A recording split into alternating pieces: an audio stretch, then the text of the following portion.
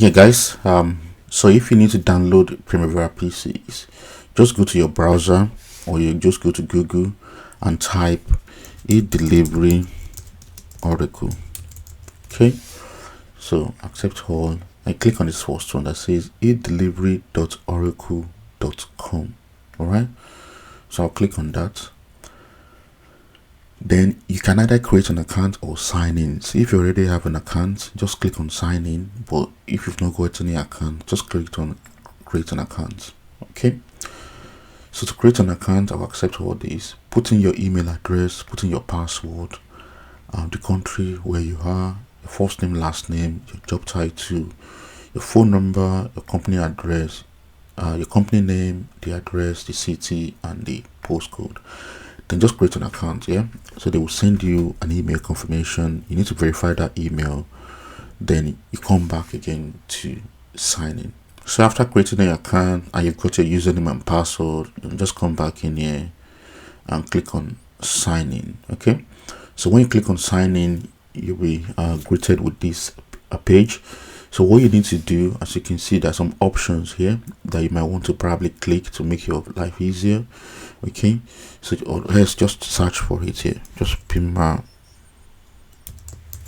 P6 project management. Okay, so when you do that, just click on the search button.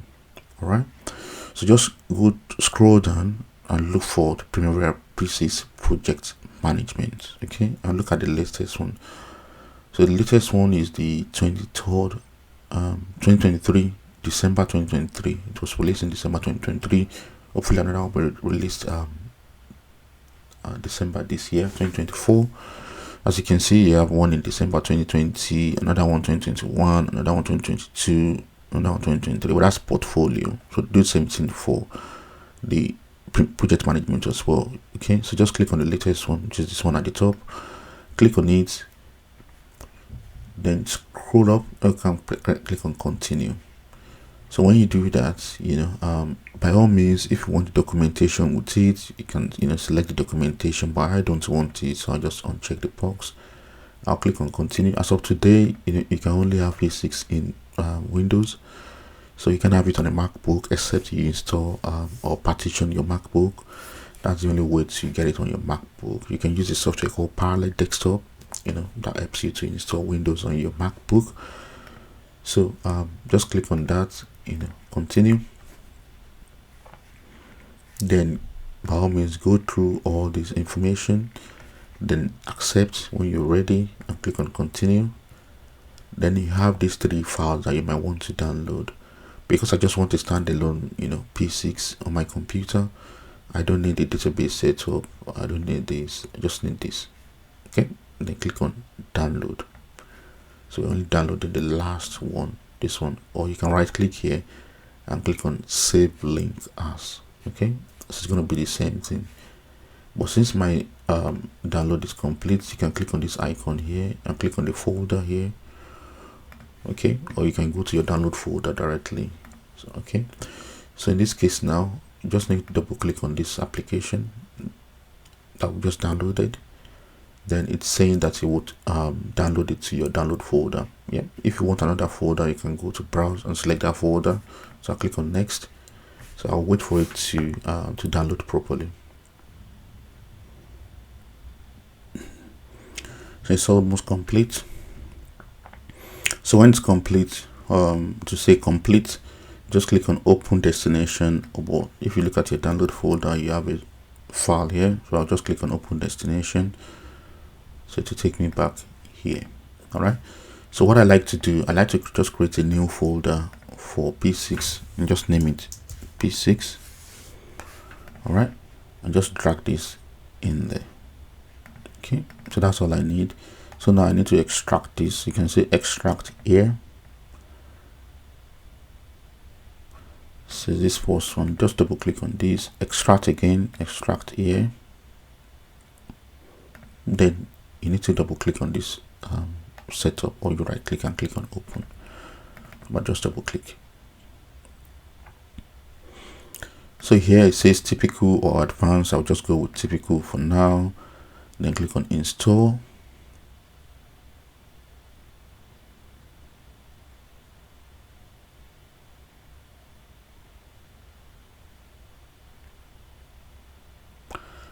leave this as it is, run database configuration, click on OK.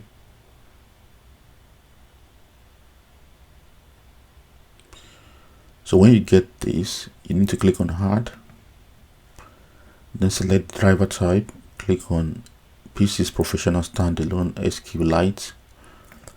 New connection, you can give this a name, but I like to put MDB. Then you want to select its new standalone database connection. Then if you want, you can change your username and password here, but just make it life simple for yourself. So I'm just using the same username, admin. Leave the currency for now. You can change it when you get into P6. Then it's asking you the location where you want your the database to be housed. Okay, so I'll just leave it as it is under my document folder. Or this is just all you need to remember. That's where your database is. So load sample data. If you don't want the sample data to come with your P6, you can just uncheck this box. But I don't see why you don't want it. But if you don't want it, the option is there. Just click on it. And probably if you get into P6 and decided, I changed my mind, I don't want it, then you can go back and delete, and you can go into P6 and delete your EPS, okay, and your projects. So this is fine, just click on save. So now you see this new connection will change. So it's now PMDB that we created. So if you want to add another one, that's the process of adding it. So you can have two different database in your P6. So when all this is finished, just click on close. Okay, so you can close this your browser as well. You can close this. Okay, so all you need to do next, go to your start menu, and you see this is P6 Professional 23. So that's the latest one that we downloaded. So you have, don't forget your username and password. So admin. So if you have like several databases, you can actually select the one you want to log into. But I've just only got one, so I'll just connect to that one. And if you don't want to go to start menu every time you want to open P6, you can just pin it to your taskbar. All right, to make life easier for you. It will tell you that the appropriate industry for your organization has not yet been selected in admin preferences. Please contact your administrator. Just click on OK. So now we're into P6. All just need to do now to resolve that issue, just go to admin preferences, go to industry and select the industry that you are in. So I'll select engineering and construction for now. I'll just click on close. So it says your change in industry selection is effective immediately for new P6 professional users. To learn how to apply this change to existing users, see administrator document for P6 professional. So we did not download the documentation, so that's fine. So now we have full working Primavera P6. You can open the sample project and look around and see how it's structured. Okay, you can just play around with it, and if you need to close your P6, just go to file, close the project you've got open already. So I'll say close all. Then if I need to shut P6 down, instead of just closing it right here, the best practice is just go to file and say exit. And are you sure you want to exit P6? Just click on yes. Okay, so there you have it, guys. That's how you download, install P6 on your computer. Okay, if you have any question, please drop it in the comment section below, and we'll go to the next section now. All right, so I'll see you in the next section. Cheers. Yes, so guys, so let's create the program that we're going to use for this exercise. So I've got an Excel file here. If you are interested in getting a copy of the Excel file, just click on the link below to download for free. But this is the Excel file we're gonna be using. All right, so we have some sort of activity IDs here. We have some activity name, we have the predecessors, and we have the duration. So this first activity has got 0 duration, and the last one has got 0 duration as well. So they are milestone. Okay, all of the activities are task dependent activity. I'll show you how to do that in P6 shortly. Then we have the activity codes here, and we have the user defined field here. So this will help us to create filter for certain activity that has a particular activity code, like finish or electrical or plumbing. Okay, and we can actually create a user defined field to say whether it's high, medium, or low. Okay, so in this case now you have high or medium. So now let's go into P6 and see how we can actually create a project for this, and also create the activities underneath the project. All right, so what I would do here, as you can see, so we have our enterprise project structure here. So you have all initiative. So if you just downloaded your P6, this is what you have. All right, because we've not created our own user field in terms of enterprise project structure. Okay, we've not created our own EPS. So you have the generic one here, so you can collapse this, and you can actually go to view and say collapse all. All right, you can click on view, collapse all. So that's what I have in terms of the enterprise project structure here. So to create my own enterprise project structure, so how do I go about it? So you need to click on this first item on the list here, enterprise here, and click on enterprise project structure. Okay, so when you click on this, you see this mimics what you have in here. All right, so I can minimize this now. You would see that you have E and C here. That's what you have here. Engineering and services, so that's what you have here. So we want to create our own. I'll name it exercise. Okay, so to create our own, you can click on this enterprise and click on add. So when you do that, the system will think probably you want to put it underneath the enterprise project structure, the default one. As you can see here, you have the main one here, and you have the new EPS. That's the new one we've just created. Okay, as you can see, the new EPS here, but that's not what we want. So what we want is number one, let's move it up. Then now, as you can see, it's still underneath the enterprise project structure. Then you can click on this, shift to the left. When you shift to the left, now it's standing alone. As you can see, the color here is blue at the top, and it has a blue color as well. So that means they're on the same level. But just to confirm that, I'll push it to the very top. Now I have my enterprise project structure. If I close this for now, you would see now that I have two main EPS here. All right, so if you go back to the enterprise project structure, you can actually rename this and say exercise or exercise. Yeah, and your enterprise project ID, enterprise EPS ID, needs to be unique. Okay, so you have to give it something that is very unique. So I'll just put EX1 here. All right, so EX1. So I can change the name here, I can change this ID here, or you can come in here and change it here. All right, then if you need to select a responsible manager, by all means, you need to create this under your OBS. You can select your responsible manager, just change it and click on OK. So I'm okay, I'm good. So just click on close. So now I have my EPS. I've got two EPSs here. All right, so now if I need to create a project underneath this enterprise, so you have different ways to create it. Okay, but the one I will show you is just click on the EPS that you want to create a project underneath and click on plus. So when you click on plus, now you have this option, this prompt that says select the enterprise project structure level for the new project. Okay, so it's under exercise by default, probably because I clicked on that exercise before I start creating it. So click on this.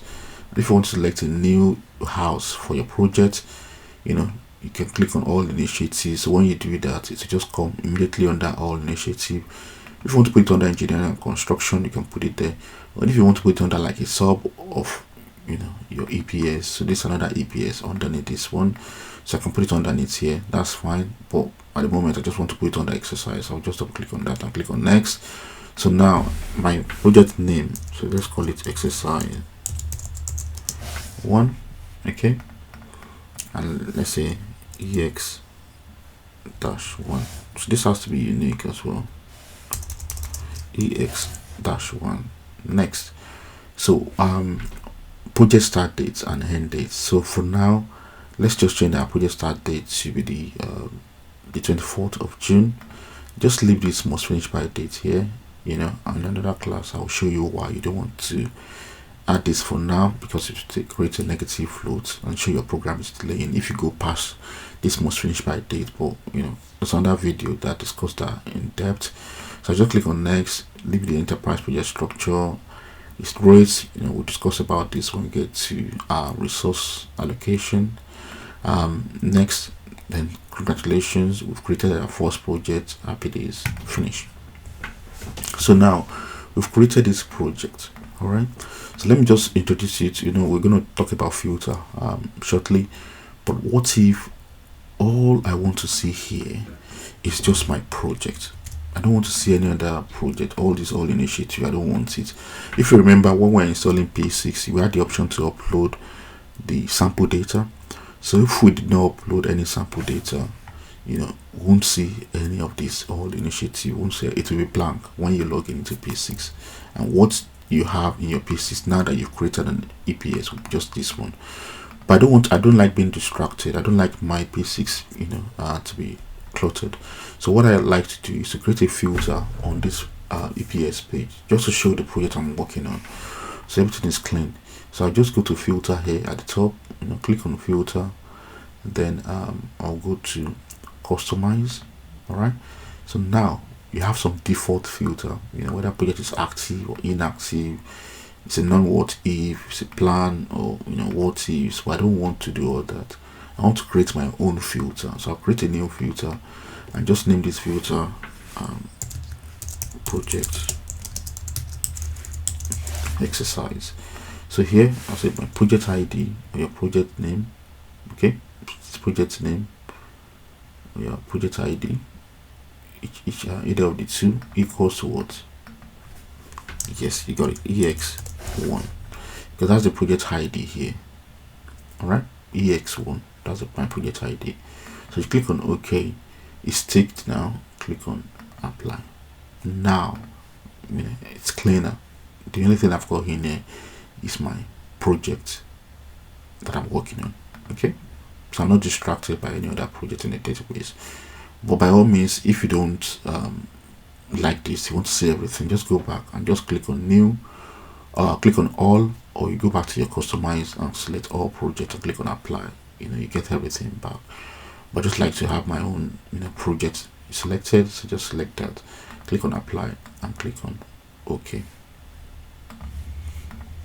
All right, so this is my project. If you need to open this project, you have different ways. Number one, you can right click on this project and click on open. So when you click on open, you will see there's a tab in here. Automatically you've got the activity tab and you've got the project tab. You can move back and forth. Okay, and if you don't want to see this activity tab, you can just close it here on the right hand side, then you're back to your project tab. But just to avoid confusion, let me just go back to the initial database so at least you guys can know where we are. So so that's the project. One way is to right click on it and click on open. Another way is to click on this icon here that says open, or you press Ctrl O. Okay, so click on open or press Ctrl O, then it will ask you which of the projects do you want to open. If it's this one as well, just click on open. So you've got the project opened. Okay, how do you know that you've got a particular project open? So just look at the top here where it says Primavera P6 23. That's the software, that's the version of the P6 you're using. Then you have the EX-1, that's a project ID, yeah, and in brackets you see the project name. Okay, so project ID, then project name. So that means if you have two projects open, so for example, let's go in here and open some of these projects. You can actually open projects from different EPS. I can open this one, and let's I want to open this Baytown, Texas, and click on click on the first one, click on the last one, press Ctrl button on your keyboard and click on open. All right, click and click on open. So as you can see here at the top here, I have this project ID for the first project, this one, that's NRG00870. So that's it here. And I have the exercise, that's the project ID as well. So those two project IDs. Then in brackets the project name will follow. Okay, so in this case now I've got 2 projects open. So if you go 5 or 10 or whatever project opened, you see all their project IDs. Then after that you see their project name. Okay, so that's another way to open projects. Another way as well is to go to file and you can click on open. Okay, so this is similar to when you click on this icon. So this is the project I want to open, and just click on open. Okay, so I've got the project open here, so you can track this down. You can make this bigger, you can make this bigger, so that you can see your columns here. Okay, so you have activity ID, activity name, original duration, remaining duration, schedule percentage, complete, start, finish. Then I've got the total float. All right, so let me just customize my column now before I start adding my activities.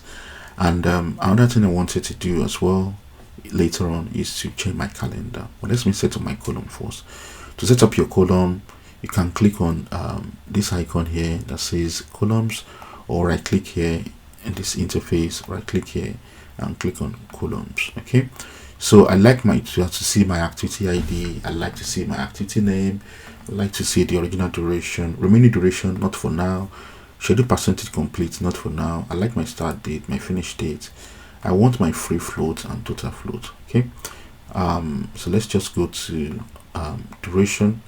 Then you see your free float. You can drag it out like this, you can drag it back if you don't want it, or just click on it, select where you want it to go and just click on this arrow, need to go in there.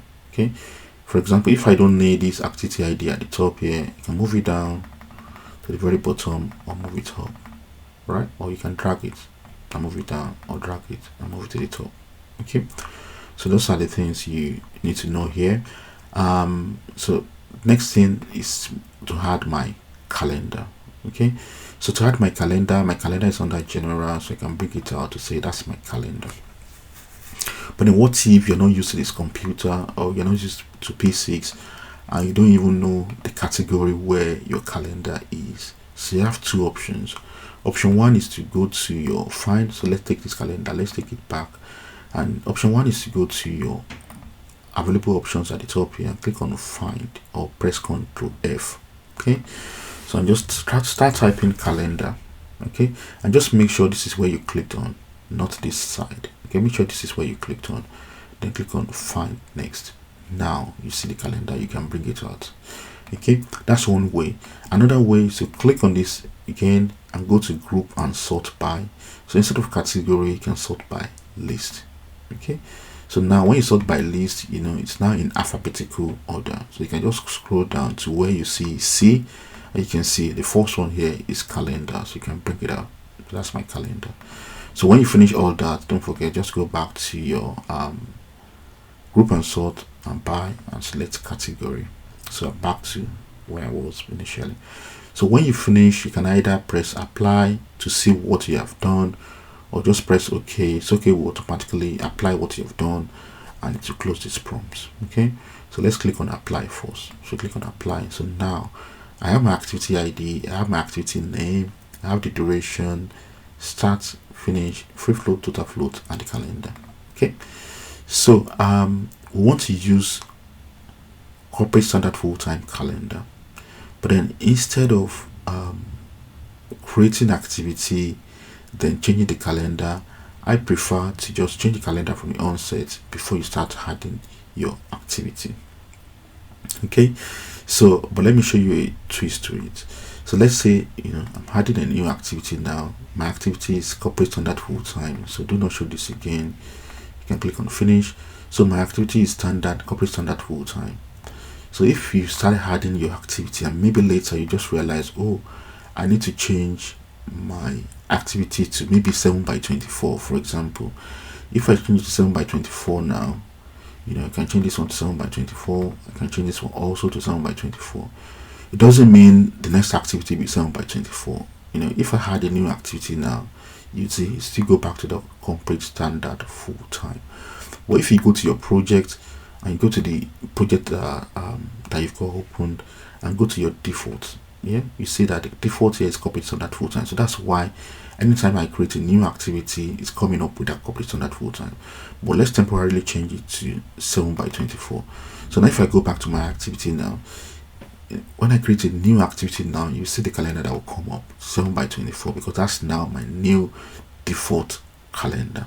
All right, so let's go back to that and change it to corporate standard full-time calendar. So when you're doing the exercise, if you want to get the same value or the same result, make sure you're using the corporate standard full-time calendar.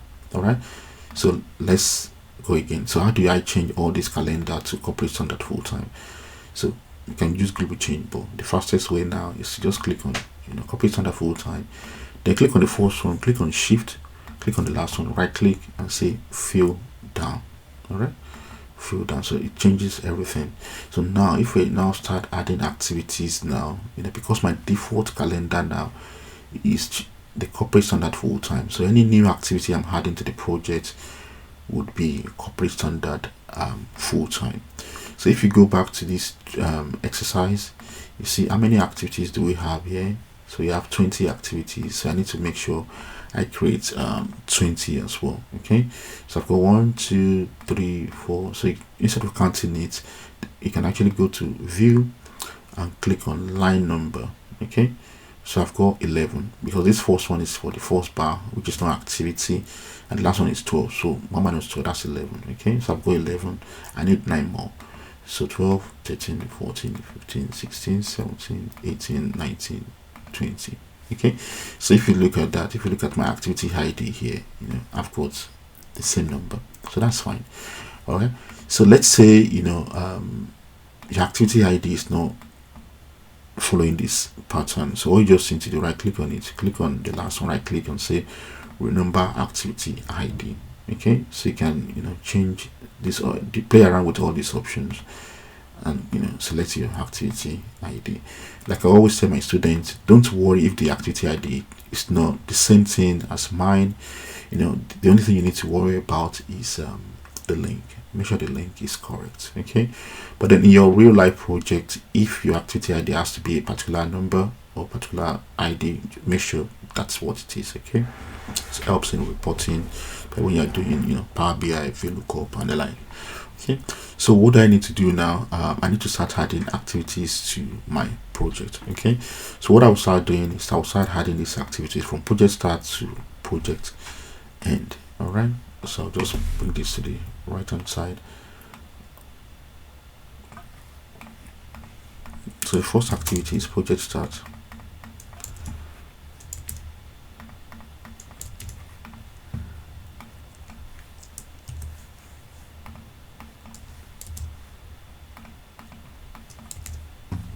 The second one is a share meeting, or you can call it kickoff meeting. Then the next one is site preparation.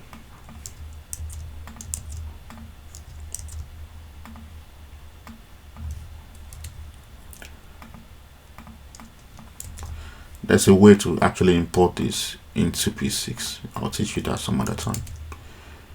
So site preparation, foundation work.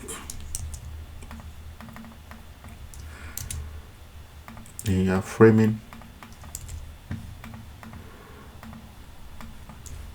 and you have roofing. Then we have electrical work.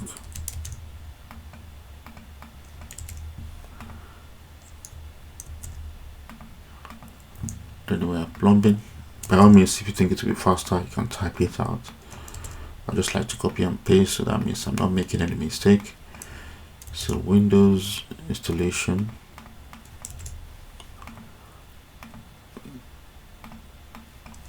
drywall installation, painting,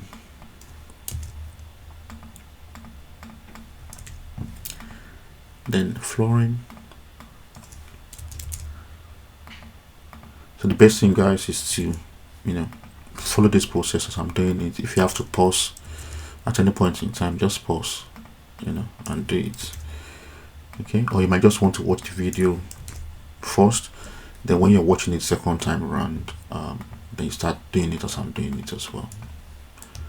That'll be my own preference. So watch the video first to see how it's, what the course is all about, but then by all means, the choice is yours.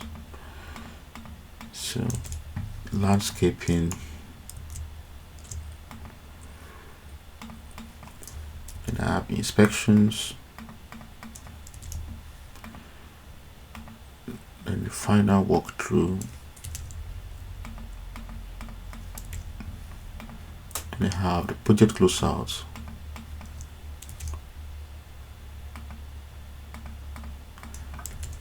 the second to the last one, documentation, and I have project end. Okay, project end. So these are my activities in the program. If I double click on this now, you will see that I've got my bars here. So what I just did was that if you can't see any of your activity or any of your Gantt in this Gantt area, so what you need to do, number one, this will give it away, because if you look at the calendar or the time scale here, so this is 2020, 2023, Q1, Q2, Q3, Q4. But if you look at your activity here, you have June 2024. So that means, your bars will be on the right hand side. All right. But then if you don't want to go through that stress because you don't know how far right it is, you can just double click in front of any of your activity, then to bring it to view. Okay. The red line is actually your progress line. I don't want to see that now. Let me just, uncheck it. But the blue line under that red line, which is what we're seeing now, is my data date. So that's the date we said this project is going to start. Okay, so that's my data date. As you can see, all of these activities has got a 5 days duration. Okay, that's the default duration. How do I know? So just go to your preferences here. You would see that the default duration is 5 days here. Okay, so which means when I create a new activity, the default duration will be 5 days. That's where that is coming from. All right. And if you just schedule this program now to calculate the critical path, if you schedule this program now, you see all activities are critical at the moment, because if you watch the first video on critical path analysis, you will see that remember that the free float is the duration of time you can delay an activity without delaying the next activity, and total float is the duration of time you can delay an activity without delaying the project end date. While your critical part is the longest part in the program, or the shortest duration in which you can complete your project. If you delay any activity on the critical part, it will delay the project end date. And you guys know that the activity on the critical part will be 0 when you're doing it mathematically, but in P6, just have it at the back of your mind that your total float can be a negative value as well.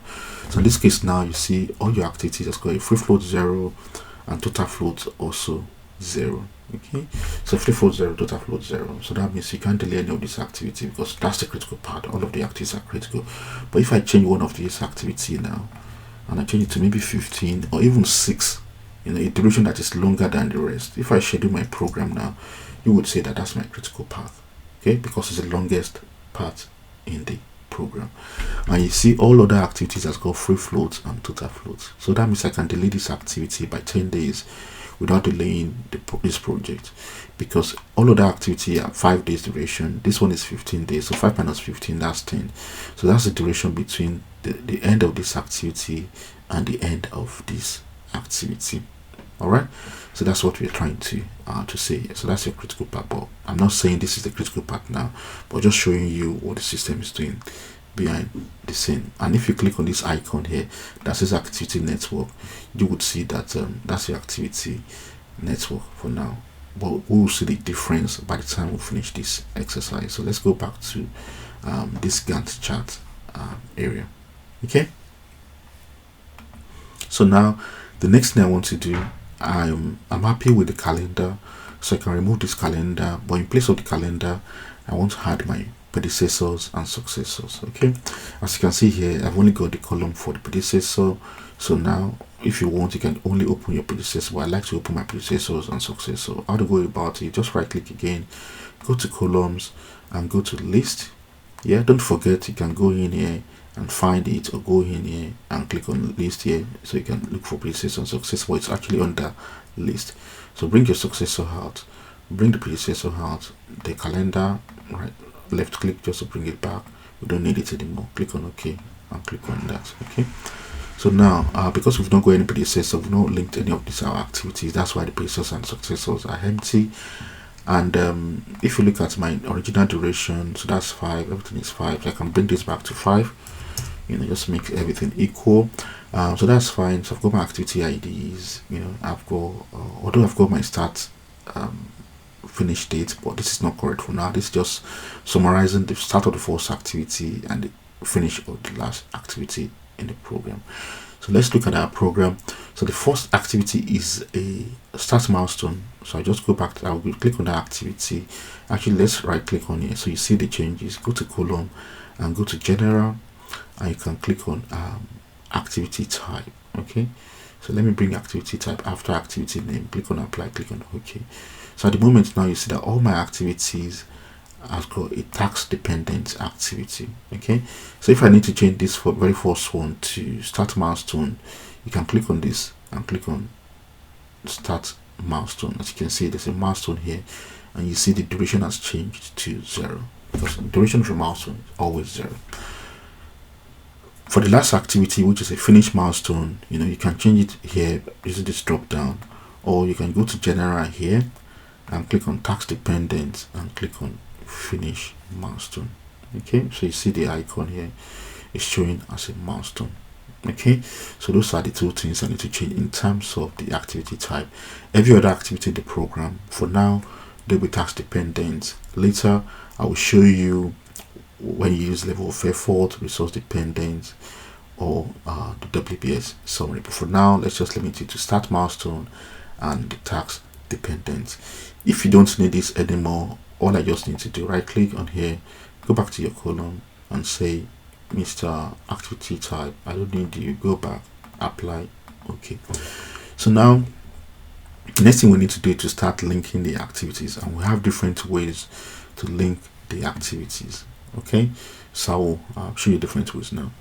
So let's start creating the links in the program. So if you remember in the first part of this training, so we talked about 4 different relationships you can have in Primavera P6 or in between activities generally. So you can have the start to start, start to finish, finish to start, and finish to finish. When you create a link in P6, the default link type will be a finish to start relationship. Okay, and you'll see that shortly. Then if you now want to change it, you can change it to whatever you want to change it to. So now going back to this exercise, don't forget, if you need a copy of this, just click on the link below, then you can practice as we're doing it. And I've got an assignment for you later on, so if you hang on to finish this training, you get access to the exercise that you can actually practice. Then when you finish, you can send me a copy of your results, so I can just give you a feedback on it, right? So that's fine. So the next activity here, so we've got the first activity, that's fine. So the next activity is initial meeting. Okay, and what's the predecessor? The predecessor is the start, the project start. So I need to link that. So let me show you the first way. The first way is to click on the first one, press your control button, click on this last one, or the second activity, right click and say link. As soon as I did that, you see there's a link here that's been created between the predecessors and the successor. Okay, so we're saying that when we finish project start, we can actually start the initial meeting. Okay, so that's the first link. The second link, if you look at the Excel file, is site preparation. So site preparation is dependent on the initial meeting. So if I click on initial meeting now and I click on site preparation and I right click and click on this link activity, there's a link already established between the finish of the initial meeting and the start of site preparation. So if I click on my schedule button now and schedule, you see now this is not my longest part, that's why it's showing the critical part. Okay, so and if you click on any of this activity and you go to the predecessor, you will see here, if you drag it up a little bit, you see that you have a predecessor here and the relationship type is finish to start.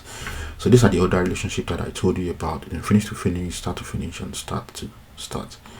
Alright, and you can click on the successor as well. As at the moment there's no successor, so that's why the successor tab here is empty. But if you can click on this initial meeting, you see you have predecessors and successor. Okay, personally I don't like showing predecessor and successor. I like to go back in here and go to customize activity details, and I'll bring out this relationship tab. Okay, when you click on that relationship tab, and I click on it now in one glance I can see my predecessors and my successors. Okay, so you can have 2 or more predecessors and you can have 2 or more successors as well. So just have that at the back of your mind. So I like to use this relationship tab. I don't like using this predecessor and successor. By all means, just look for your preference and start using it. So the next activity here is the foundation. So foundation is dependent on the site preparation. Okay, so site preparation is a predecessor to this. So another way to do it is to bring your mouse in front of the site preparation. You see an arrow, a black arrow pointing downwards. When you see that, you left click and hold it. You see it says finish site preparation and bring it in front of foundation. You see it says finish site preparation before starting foundation work. When that's okay, just release it. Now the arrow is coming from the site preparation going in front of the foundation work. If you want, by all means, you can schedule your program to see that. So that's what your relationship looks like for now. So the next one is what? The framing. So framing is dependent on the previous one, which is the foundation work. So this is foundation work and this is framing. So the predecessor for framing is what? Is foundation work. So another way to do it is to click on this predecessor tab in here. When you click on it, you see now you have this pop-up. So just expand this. If you want, then framing, just make sure you are clicked on framing, and here make sure here it's actually saying assign predecessor, because that's what we want to do now. So we want to put our predecessor for framing as what? Foundation work. Okay, so just click on foundation work and click on plus. Alright, so click on plus. When you click on plus, that's okay now, so that's correct. So you can close this. As you can see, there's a link here. Okay, and you can schedule your program to see the result of that. Yes, so so that's linked. So let's check another way to link our activity. So in this case now we need to link roofing, and roofing, the predecessor for the roofing is what? A1040. So you can copy that. Yeah, A1040. Then you come in here, because at times this is just a simple project, so we have just few activities. But another way to link it is to say, okay, my predecessor for my roofing. So come here and click on assign. We're clicking on roofing. So we want to link roofing. Yeah, and predecessor is framing, and framing is A1040. So you can search for that, just paste it in there, then you will see it will come up. Okay, you can double click on it or just click on this plus sign. So when I say double click on it, make sure you're not clicking it twice.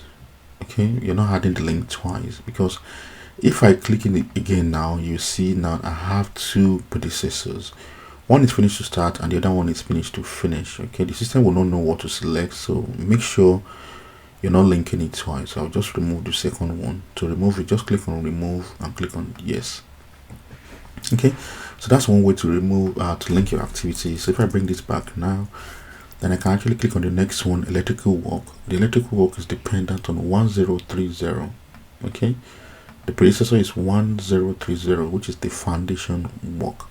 So I can just come in here and select 1030 and just link. Okay, so if you look at this now and I schedule my program, you would see now that my electrical work is dependent on the foundation work. Okay, and this is the part for the roofing. So what's the next activity? The next activity is plumbing. Plumbing is dependent on the same thing as well. So I can say after my 1030, so I can bring this and put it in front of plumbing, schedule your program. So you see now you have a part for your plumbing there. Okay, so next one is window installation. Window installation is after roofing. Okay, so window installation is after 1040 again. So 10 after framing. Okay, so framing the window installation. All right. So once 1040. Then the next one is dry wall installation. So dry wall installation has got the same predecessor as window installation. So the fastest way to do that, despite when you have like 4 or 5 predecessors, you want to add all those predecessors to be a predecessor to another activity. So just click on the first activity here. This is a window installation. This is the predecessor, and you want this framing to be the predecessor for our drywall as well. Just click on assign. You want to assign this predecessor. As you can see, it's already highlighted here.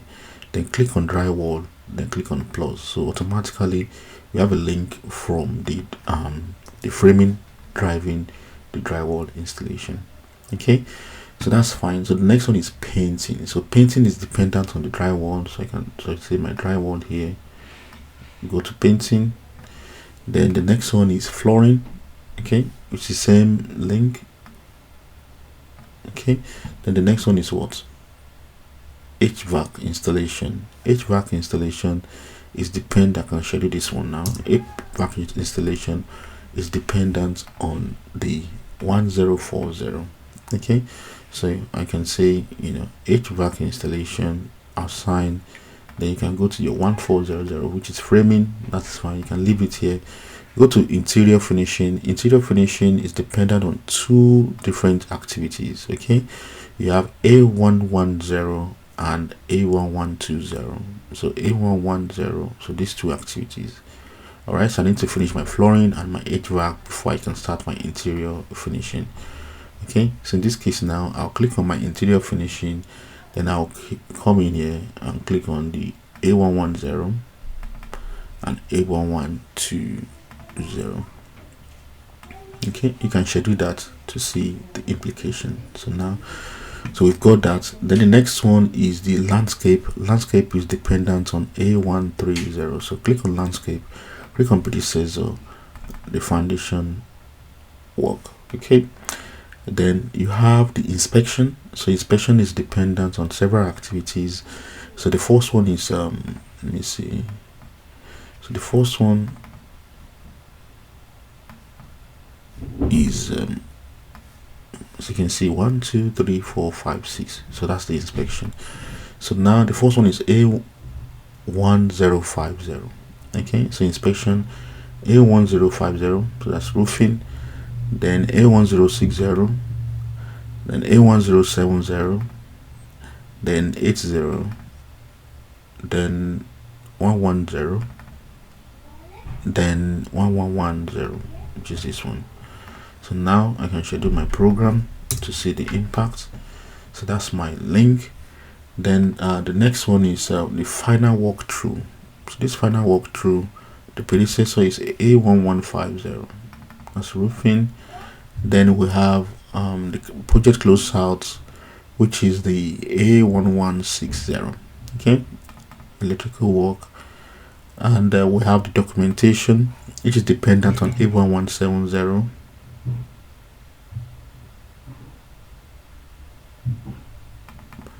So actually this project closeout is A1160, so remove this and then add this. Okay, as a final walkthrough is 1150, so inspection.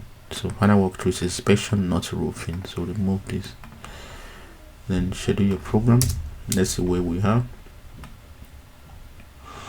Then we have the project end date. Okay, so the project end date is this one, and the predecessor is 1180. So assigned predecessor 1180. All right, schedule the program. So now we can see here that this is where we need to put our planning thinking cap on. We can see here that we have some activities without successors. So ideally the last activity should not have a successor, and so these 2 activities, interior finishing and landscaping, does not have a successor. Okay, so for now I'll just link it to my inspections. So you want to make sure you finish this and before you do your inspection. So in this case now, you see what will happen to your critical part. It will change because now you were saying that this interior finishing will come before your inspection. So if I show you the program now, you see that my critical part has changed, but this will not affect my critical part. So if I link this one now to inspection and schedule my program, it doesn't have any impact on the project. But now I can see that all my activities in the program has got predecessor or a successor.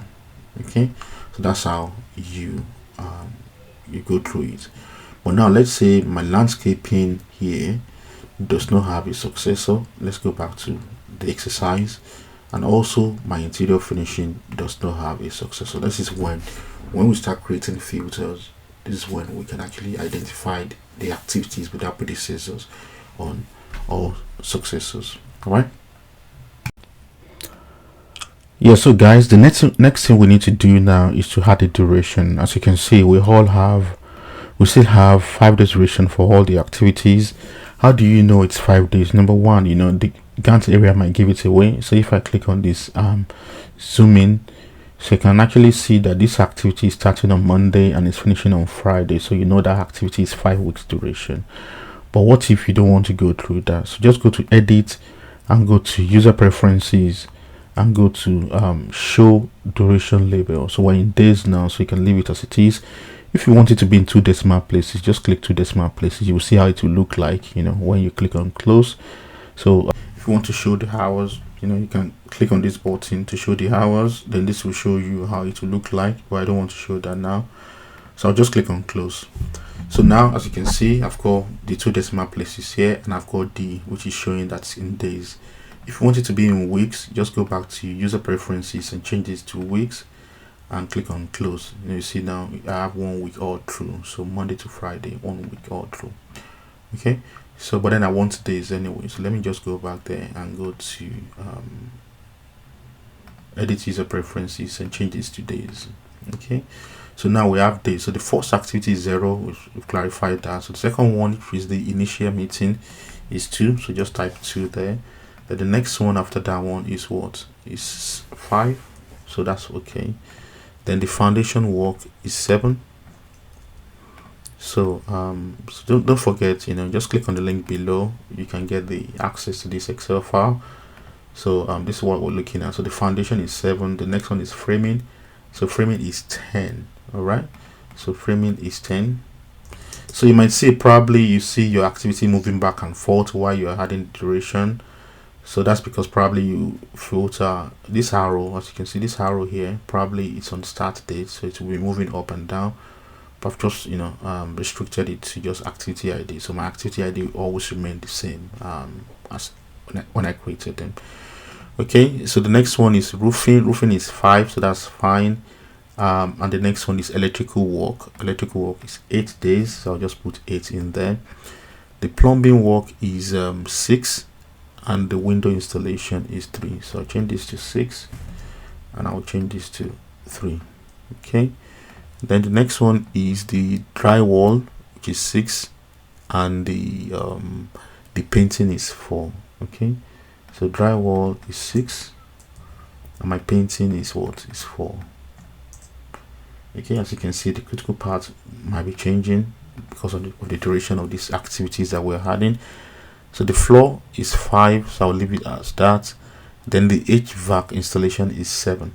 Okay, HVAC installation is 7. Then you have 6 for your interior finishing and 4 for your landscaping. So if you want, you can actually copy this 6 and put it in here. I'll say fill down. Okay, same thing if you want, just to know that's possible. Then the next one is 4.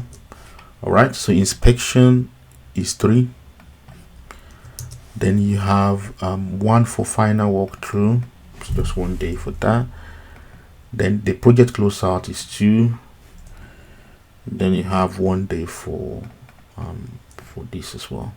Okay, so all things being equal, if the duration is correct, so this is what be my critical part look like, and this is what my project duration is, 42. Let me just go through that again. 2, 5, 7, 10, 5, 8, 6, 364576431210. Okay, good.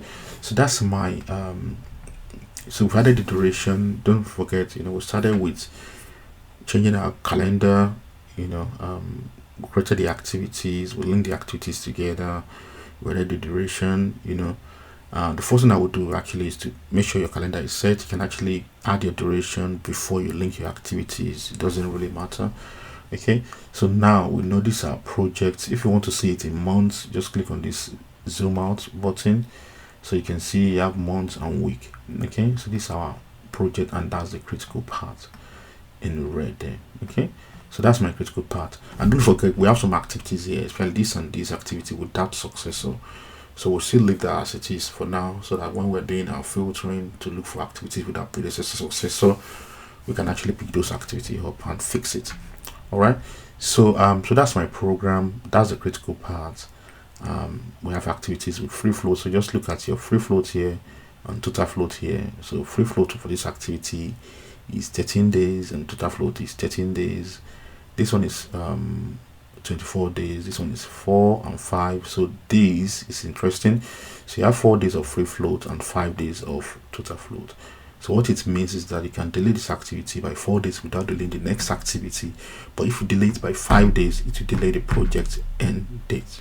Okay. All right, so so now let's continue. So let's say, for example, let's filter out the critical activity. So all you need to do is to click on the filter button here, and you can scroll to the very top here. You see critical, you can click on it, apply, and you can click on apply. So now it's showing me all the critical activities. So if your project manager asks you to bring out activities that are critical, you can do that to filter out those critical activities. You can touch it, take a snapshot, or you can print this page out. So to go back to where I was, just click on this all activities and click on apply. So back to where we were. So if you're looking for the longest path, just click on this as well and click on apply, and you see that's your longest path. So in this case, our longest path is the same thing as our critical path. If you watch some of my previous video, you see when I compare the path that has total float is equal to 0 or the longest path. Okay, so that will show you the difference when your critical activity might actually not be on your longest path. Okay, so just know that's possible. So just click on apply. So we're back to where we were. So now what we want to do now, we want to continue with this exercise. So you have a column here for our activity codes. Okay, so I have a column for activity code. So what we need to do, I need to know how many activity codes I've got in here. Okay, so how many unique activities I've got in here. So to get the unique value, you can actually come in here, copy everything, go to a new tab and click on new tab, paste the activities in here. Then you can actually say, okay, this is number or something, activity code.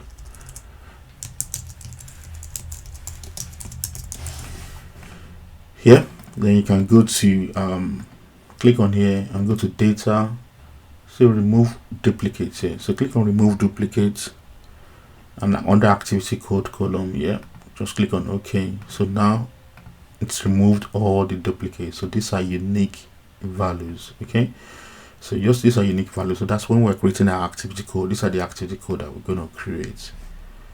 Okay, so so now to create your activity code, go to enterprise and go to activity codes. Okay, so want to create this one, you can either create it for global, for EPS, or your project, but in this case now we just want to create it for project. But you can see our project does not have any activity code.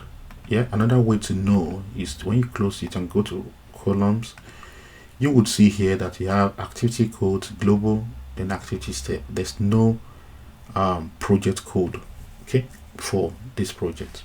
So yet, okay, so close it, go to your enterprise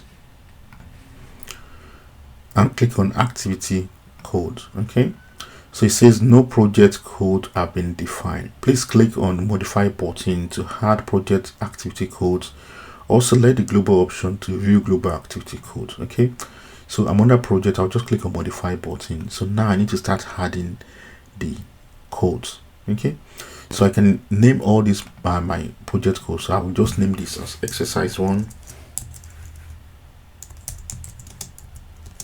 codes. Okay, so let's say you are probably installing pipe, doing welding, doing NDT, pouring concrete, and all those sort of activities are underneath your installation WBS. So you can actually create an activity code to say installation activity code. Then when you finish that, you now go back. You can select the maximum length you want. You can increase this or decrease it. I'll show you where that matters. Then when you've created it, just click on close. So now let's say you're going back to the pipe scenario. So you can now say, okay, click on the first one, this is my pipe. Click on the next one, this is my welding. Click on the next one, this is my NDT. So you need to tag this to respective activities. Okay, but in this case now we just want to tag this code based on what we've defined.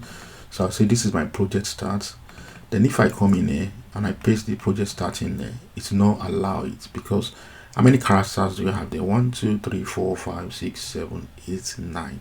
Okay, if you go back to modify and click on this code, you see the maximum is 8. So because it's 9, it can't accept it. So I will increase it to 10, then close. So now when I paste it there, it should accommodate it. Okay, so that's how that works.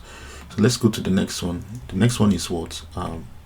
NWET. That's for meeting. So change this one to meet. Then the next one is prep. Then I'll change this to prep as well. Then the next one is construction. So add more. So by all means you can increase, write this out fully, so at least you know what it stands for. I'll just leave it as it is. So add another one. This one is for what? This one is for electrical works.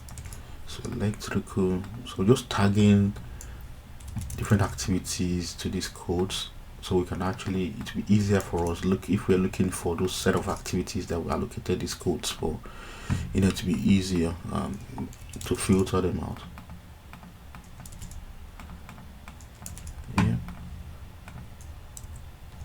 Then the next one is INST.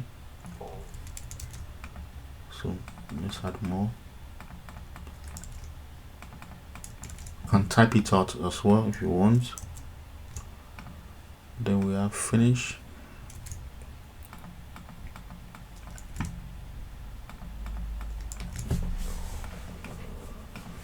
Then you have EXT.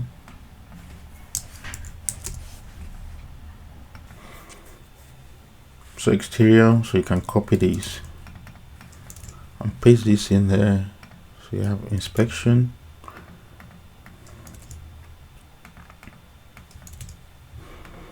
Then you have the final walkthrough.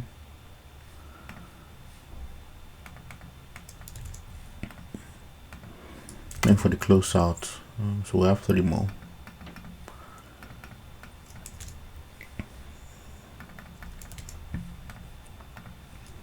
And documentation, so by all means you can write it out to say, okay, so say documentation.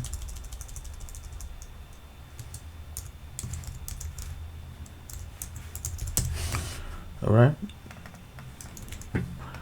Then the final one, project end.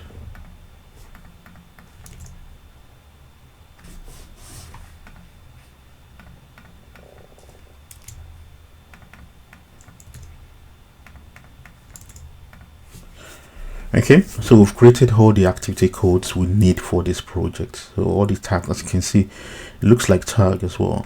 But then you can have, just like WBS, you can have sub activity codes as well.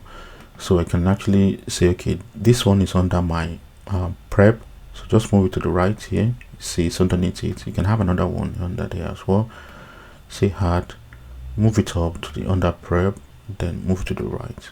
Okay, so as you can see, you have 2 activity codes under prep. So let's say you have one activity code for pipe activities. So you can say one is for pipe installation, and maybe one is for pipe lowering to the site, or pipe movement. Maybe you need to deliver the pipe from a particular section of the site to another one, so you can actually tag that, so you can have a sub activity code for your activities. Okay, so I don't need these two, so I just highlight those two and just say delete. Okay, so that's fine now. So I've got deleted. So now what you need to do, if you remember when I went to column and click on columns, now because we created a project code, you see now we have this grouping. Okay, so now we have this grouping, which is exercise 1 code that we created. So you can bring this out now. Okay, and click on apply and click on OK. So now we have a column, our own defined column in P6 now. So what's in here is all our tags. So what we want to do now is to tag all the activities in the program and allocate the code that is corresponding to each of these activity. Okay, so that's what I would do now. All right, so if you've not finished creating the activity code, just pause the video, make sure you create everything. When you get to this point, then you can start allocating the activity codes. So you have different ways to allocate the code. So one of the ways is this. Now is like this row or this box is what you can actually select. You can actually double click on it, then now you see you can actually select something now. So it says the current project values, because we've not added any of these activity codes to this project, so the current project value is empty. Okay, so what you want to do, you want to click on where it says display current project values and go to filter by and click on all values. Okay, so these are all the values that we have actually created. And let's say you forgot to create a particular activity code, where you went to edit enterprise activity code, you can actually create one on the spot here. So you can actually use this button, click on one here and say, let's say you want to create one for test, and give it the name test as well. Okay, I hope we've not got anything that says test, because it has to be unique as well. Okay, your code value needs to be unique. So that's test. You can put it in there, as you can see now, and now have a new activity code named test. Okay, so don't forget, if you need to delete as well, just click on the activity and click on this clear. Okay, and you can actually delete, or just go to your enterprise, go to activity codes, this is your test, and click on delete and click on yes. Okay, so click on close. So now I've got my activity codes created. So now let's click on this button now, so you see what I have in here. So the first one is project start. I can double click on it, so now I have a project start. If you click on the second one, which is the meet, the second, click on this, that's meeting, as you can see. So the third one, you can do it that way, but another method is to right click on here and say assign and say activity codes. Okay, so now if you right click on here, say project code, click on project here, you see these are the project code that we've created. So in this case now, when you are assigning it, it's not be going back and forth. So site preparation is actually prep, so you click on site preparation and click on prep, see now it's there, and this is here as well. So next one is construction. So those 3 activities, so you can actually highlight those 3 activities, framing and roofing and foundation work. Those are construction. Just click on this and just double click on it. So now I've added the construction to all those sort of activities. You can actually quickly breeze through. So I know I have construction also on drywall, so I can click on drywall here and just type that construction on top of it. Then electrical work is electrical, so I've only got, I think, just one electrical work, so just click on that and click on electrical work. But in the meantime, I think this is the fastest way to actually allocate activity code to your project. But if you need to know another way, you can close this now. Then you can come in here and right click and say customize activity. Customize activity, what's it called? Activity details. Then you can click on this code and bring it out. Click on apply and click on OK. So now you can click on this code now. So if you see all those activities that we've added codes to, you can see their codes here. So this one is prep, you can see the coding. So for this one now, plumbing is plumb. So I'll just click on the activity and click on assign, then go to project, and click on plumb. So it's there. So another thing you could do as well, the next one, window installation, that's installation. So inst, where is it? Do we have it here?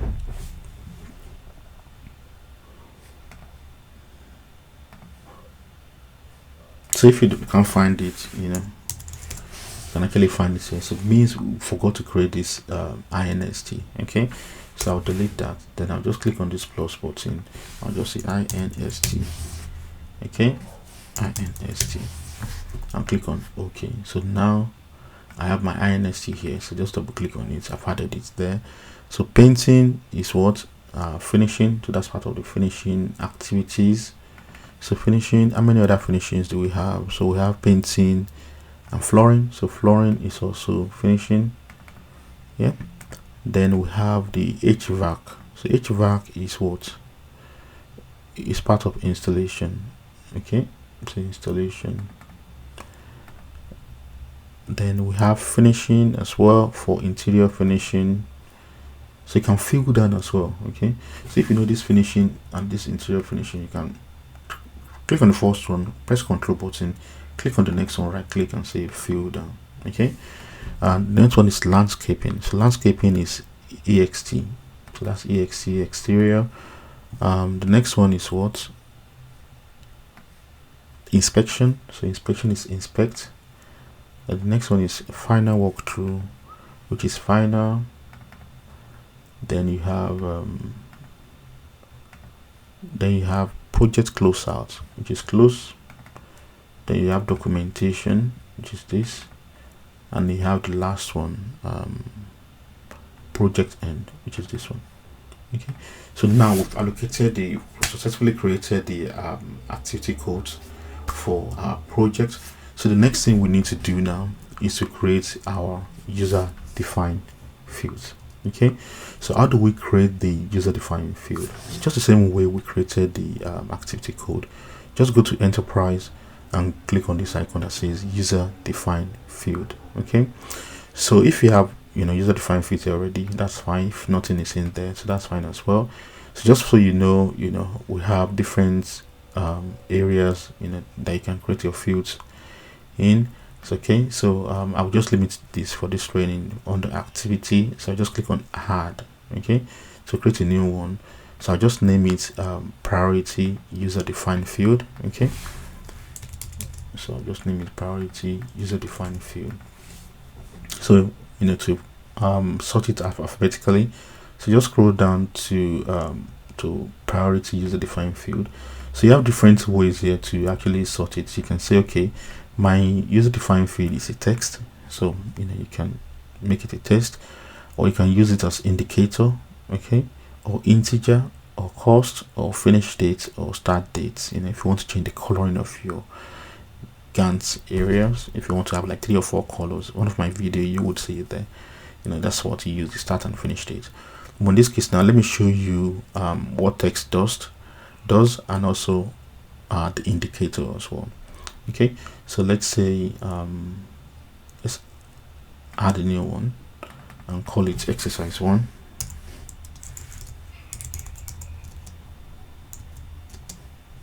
UDF. Okay, so you can call this one indicator. So let's go to exercise 1 UDF, and let's change this to indicator and click on close. I'll just show you the different ways that you can use. So now, because we've created our user defined fields as well, we can right click on here and just click on columns. So now what you need to do is to click on user defined fields. So now you're not going to the project activity code because that's a code. And one thing I need to point out here is that as soon as we move the activity code out here, you can see you can't see the activity project code anymore. But if you move it back, you see it's here, the activity code project. So that's something you need to know.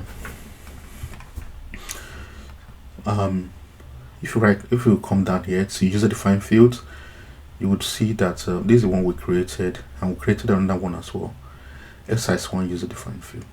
Click on apply and click on OK. And because this exercise 1, if you remember, we selected indicator, so go to enterprise again to double check. This exercise 1, you see we selected indicator, and for the priority we just selected text. Okay, so close. So indicator is just red, amber, green. Okay, so say okay, when it is high, so in this case you might just agree on what you think it should be. I think here we only have high, medium, high, medium, high, medium. Okay, so you might want to probably represent high to as maybe that one, and medium should be this one, or medium should be green. Okay, so red and green, high and medium, if you want. Okay, but I will not use that method, so I'll use this method. So this method is when you actually type whatever you need in. So the first one is high. Okay, so let's say the first one is high, and we have another one which is medium. So the next one is medium. Okay, so if I want, I can actually start doing that one after the other, but let me just show you like a faster way to do things. So you can come in here and say okay, so you have high, so the third one is high and the fourth one is high as well. So click on this high, then click on this and this. So this is high, then you have two medium, then two high. So let's say this here, two mediums, then I have this other one as high, and medium, high, medium, high. So drywall is high, then you have two medium, two high, two medium, two highs.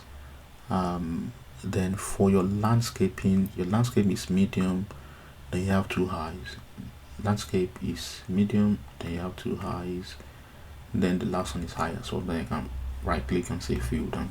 So those are all my high user defined fields. Okay, so I can do the same thing for medium. So by clicking on medium and just clicking on all these empty spaces, but to do it in a faster way, just click on as at the moment now we're sorting it based on the activity ID. I can actually sort it based on the user defined field here by clicking on this. So when I click on this, all highs go to the top and the medium goes in the middle, and all the empty ones are at the bottom. Okay, so all I just need to do, click on this one, press shift button this time around, click on the last one and say fill down. Then I can now go back to my activity ID sorting, as you can see now. So I have what is replica to the exercise that we have. Okay, so we have that in place. Okay, so we have that in place, so I don't need this anymore. And if you want, you can actually use a global change to say when it is high, give it this color, and when it is medium, give it this color. Okay, so you can do that actually here by filling down. So I can sort it now, so I know all these are my highs and all these are my mediums. I can click on these, click on the last one, click on fill down. You can say click on this, click on the last one here, and click on fill down. So you see now all the highs are red and all the mediums are green. Okay, so that's one way. But now when we've created our user defined field, we've created our activity codes, so you can actually sort by start date. So my program will now follow a particular sequence of work. Okay, so I see this is all I need to do. I need to start with the meeting, site preparation, then the foundation work. When the foundation work is finished, then you can start the framing in simultaneously with electrical work, plumbing, and landscaping. Okay, so when plumbing is completed, you can do inspection, electrical work inspection, and all the likes. When you finish your framing, you do your roofing, you do your windows, drywall, HVAC. This is just an exercise. This might not be the right sequence, to actually do it. I know some of you are more experienced than me, but then that's how you sequence your activity, add the duration, get your critical path. And you see some activities with free floats, and we've allocated some codes to our activities in terms of activity codes, and also we added user defined field to the project. So created two user defined fields. So one is project user defined field, just high, medium, low. So it's a text field, you can actually change it, and this is the other one with indicator. Okay, so that's how we create our user defined fields and the activity code. This will help us when we start creating filters, trying to look for some certain activities in the program. So this will make our life very, very much easier. Okay, if you have any question, we're almost finished, but if you have any question, just drop it in the comment section, then I'll be happy to answer you. And don't forget, if you need this exercise, just click on the link below. You can follow along as well, but if you want to take it a step further, I'll give you another homework that you can actually practice as well. Then when you finish, just drop it me an email, to support@thetruthgroup.com. Then I'll be able to personally review your work and give it a prompt reply. All right, so let's continue. One thing I would like to do before we go ahead is to create a layout. Okay, so initially when we started, we did not have the predecessor successor. We only added that when we wanted to check the quality of the program, just to make sure we have activities with successors and predecessors. Okay, and now we've added these codes to the program as well, so to this column. Yeah, so if I want to save this layout and I want to use it some other time, all I just need to do here, you see where it says layout, classic schedule layout. That's what we're using at the moment. But if you right click and say layout, you can save as. So you can just say this one is activity code and user defined field. Okay, so you can set it on the current layer, or you can set it for the project. And if you're working in a database whereby you have different planners working in the same database, you can actually select the user here. You can actually select available the current user, and you can click on this button to select another user. So you save it in that person's layout. So when that person refreshes, they can actually get access to that layout. But in this case now, I'll just leave it as it is, and I'll just click on save. As you can see now, I have activity code and user defined field. So what it means is that if I go to my column in here and I click on default, click on apply, you see now it's different from what we had just a minute ago. Okay, if I really like the layout I saved and I want that instead of what I have on my screen, just go to the layout here and click on layout. Don't click on save, because if you save this, it will override what you have in this activity code underscore layout. Okay, so you want to right click there and click on open. Okay, it will ask you, do you want to save this layout? No, I don't want to save it. Then you go to your admin layout, this one, and click on apply. You would see now that go back that back. What if the layout I don't want all these activity codes to show, and I just want the basic one? So this is what I want. So you can actually go back in here and click on save, and you can click on save and say maybe normal layout, normal schedule layout. Okay, so current user, click on save. Okay, so you can always come back here and go click on the other one as well. So just click on what you think you're comfortable working at, depending on what you're doing. For example, if you're doing end value analysis, probably you want your end value layout. So just go on here and click on open, and you can select all these default layout, these global layouts. The one we had before was the classic schedule layout. So if you want the classic schedule layout, to go in there, and standard activity status. So if you want to click on that to see the color, the columns, the time scale, everything has changed.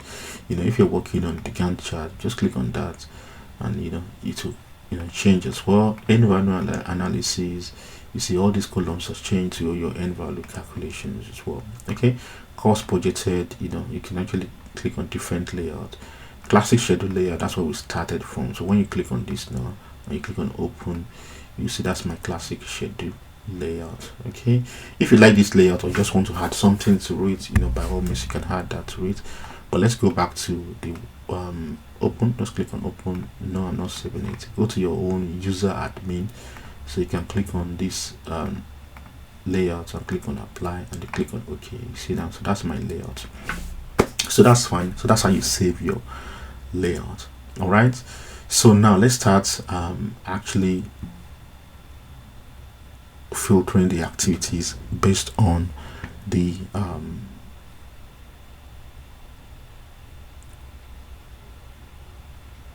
exercise.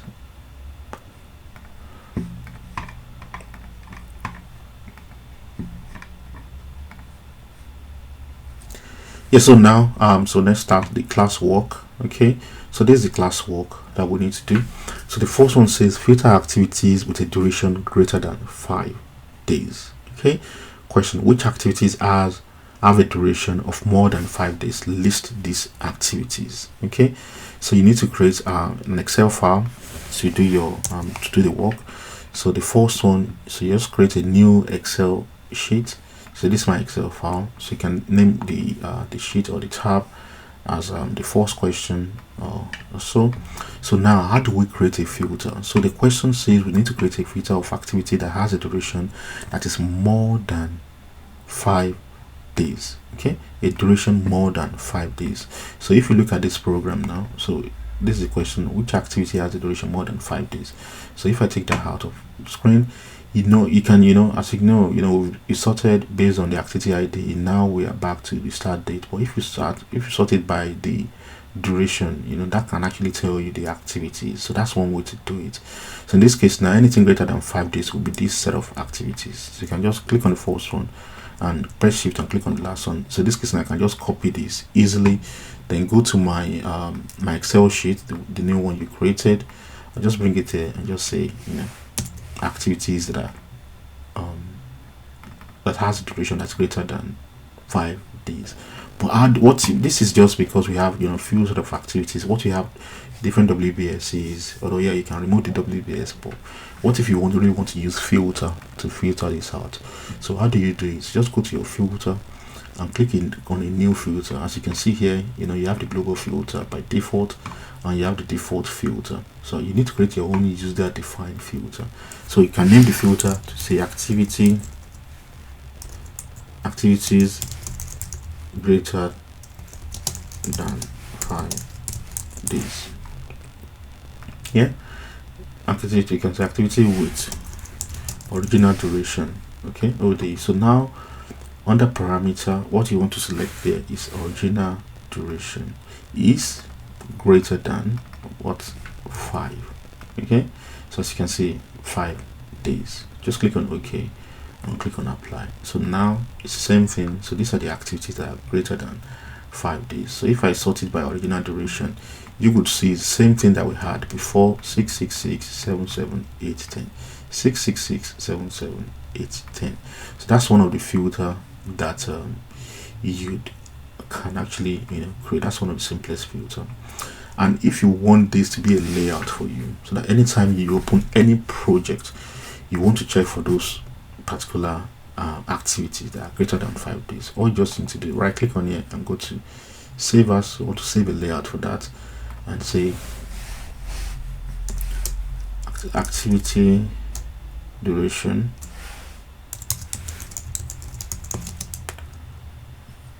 activities OD greater than 5 days. Okay, you can save that. So now that's another layout, okay, that I've got. So if you go back to your main project, for example, let's open this project up, and let's say, as you can see, there's a filter here. So let's say there's no filter. Let's remove the filter and click on apply.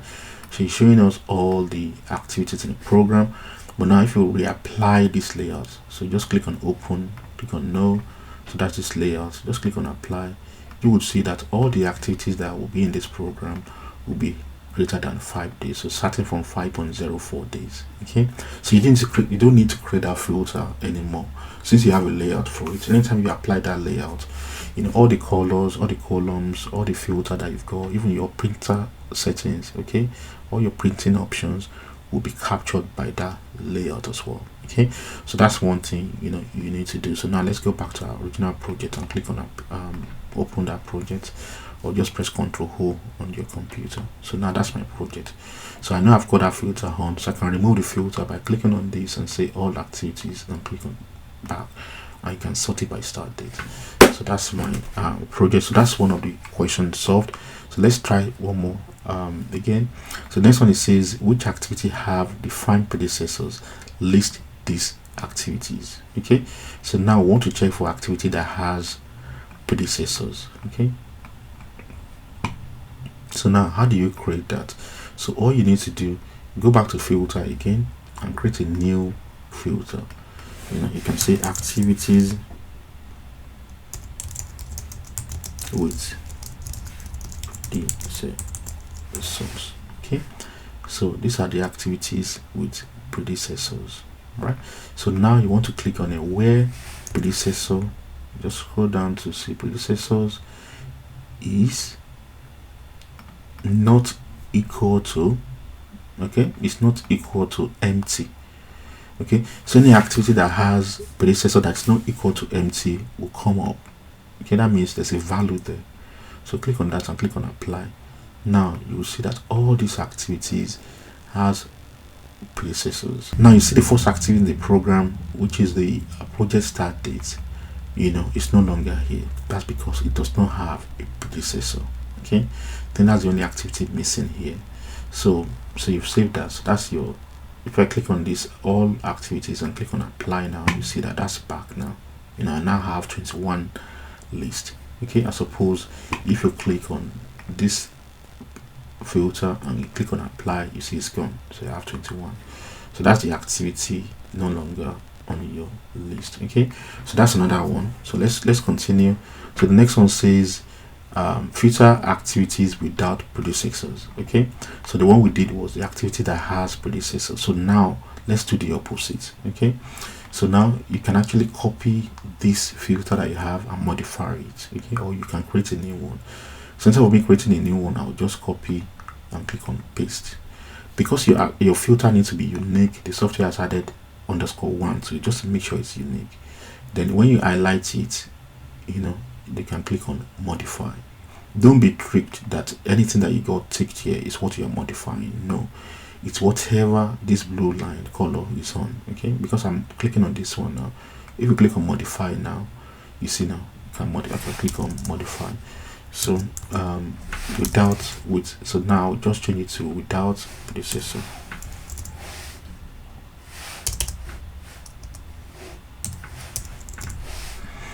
Okay, so now predecessor now equals empty. Okay, click on OK. And now that's another thing you need to know here as well. Even though I'm highlighting this activity, the only thing I can do with this activity is when I modify it. But if you click on the activity but it's not checked, the filter is still being applicable to this activity that's got tick. So just remove that and click on this and click on apply. So now it's telling me that it's only this activity in the program that does not have a predecessor. Okay, so by all means, you can save the layout as well, layout for activities without predecessors. Okay, then another one is let's do for activity without successor. Okay, so let's just do for activity without successor. So how do you do that? So you go to filter again, you can amend one of these filter. Okay, so amend this one, just click on it, copy, paste. You see this is the one. Just click on modify and change this to successor. Okay, without successor. Now you don't need to change this one. Press S and scroll down. Okay, to successor equals empty. Click on OK, click on apply and click on this. Okay, I don't think we got it properly, so let's go back again. We need to check that box. Okay, so that's why it's important to check the box and click on apply and click on OK. So now I can see that I've got these 3 activities without successor. One of them is false positive because I know that my project ended will not have any successor, but these 2 activities needs to have a successor. Okay, so if you remember at the beginning, that's why I did not have a successor at the time, so that when we're doing it now we can see the implication. Okay, so by all means, if you want to save the layout, you can just save the layout to say activities without a successor. Okay, just you can give it a full name if you want and save it. And one good thing about layout is you can use it as you saw earlier on another project. Let's say I go to my P6 sample project. Let's say I open this project now, because the filter is here applied, it's just showing me all the activities without successor here. So in this case now it's just one activity here. Okay, that's the only activity in that program without successor. Let's check another program to see, to check the quality.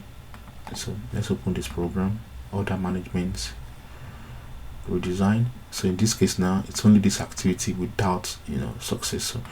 If you don't want to see all these activities or the WBS that are empty, so just go to group and sort and make sure you check on this hide if empty. So it's just showing us the only activities that we want to see. So this is the only activity without successor. As you can see, the successor tab here is empty. If you go to successor here, it says empty. Go to relationship here, you see the successor is empty. Okay, so let's go back to our project. So the same way we did for activities with predecessors, you can do the same thing for activity with successors. But let's just go back now and click on OK. So that's all my activities. Okay, so I know that some activities has not got successors, which are this set of have to activate this one and this one and this one. Like we said, this one is false positive, this one needs to have something that it's driving, and this one should have a successor as well. Okay, so that ends the first exercise. So we'll now continue with the second exercise. All right, yes, so the next one now is this one. So site preparation. So which activities start after the completion of site preparation? List this activity and the respective start dates. Okay, so how do we go about this? Okay, the first question we need to ask ourselves is, when is site preparation finishing? Okay, so it's finishing on the 2nd of July 2024. All right, if you want to drill it to the last minute, so you can just go to edit, user preferences, click on the second one that says dates, and show 24 hours date. Okay, so if you scroll here now, you would see that this activity is finishing on the 2nd of July 2024 at 4 o'clock. Okay, so any activity after that is what we're looking for. So this activity is after that, so I think it's from this activity to the end. Okay, although this is just a small set of activities, so you can see it on the screen. But what if you have thousands of activities in different WBSEs? How do you filter that one out?